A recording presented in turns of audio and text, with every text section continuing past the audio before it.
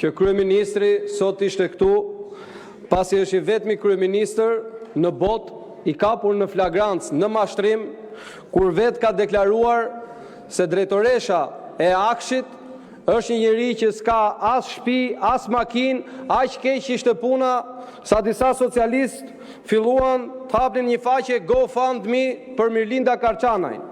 Tani Mirlinda Karçanaj na del me apartamente në zona ku shkon 5.000 euro metri katror.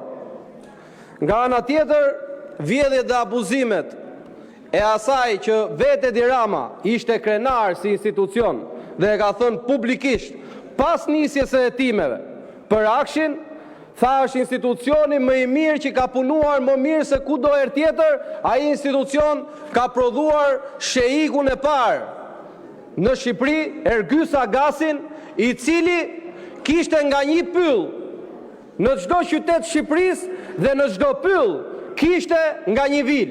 Për mos thënë pastaj për dhjetra llogari bankare miliona euroshe.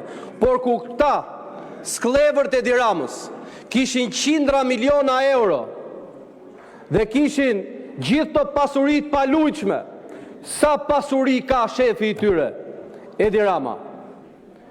Për sa i përket Europës dhe gjuhës për Shqipërinë, ka vetëm një parti këtu që e mbron Shqipërinë. Se të denoncosh krimin dhe të luftosh krimin, nuk do të thotë luftosh Shqipërinë, do të thotë të luftosh qeverinë e krimit.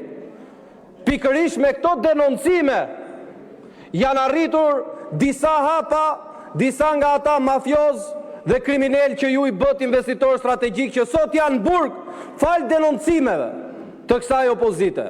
Dhe sot kryeministri duhet ishte këtu dhe të na tregonte se si i mbrojti dhe pse i mbrojti publikisht edhe pas hetimit, edhe Mirlinda Karçanajn, edhe Ergys Agasin. Dhe sot kjo duhet jetë temë diskutimi. Por ai fshihet, kurse ju që flisni për Europën, shpresoj shumë mos shtohen ato kushtet. Por gjitha gjastat janë që shtohen kushtet dhe ka vetëm një fajtor për shtim kushtes. Dhe nuk është Shqipëria. Nuk janë qytetarë shqiptar, por është kjo qeveri që shtohen kushtet sepse duhet mbroni këta kriminal dhe mafios. Duhet mbroni këta që janë pasuruar si askush tjetër në kurriz qytetarëve me prokurime dhe me tendera të pafundme në institucionet që drejtoni ju.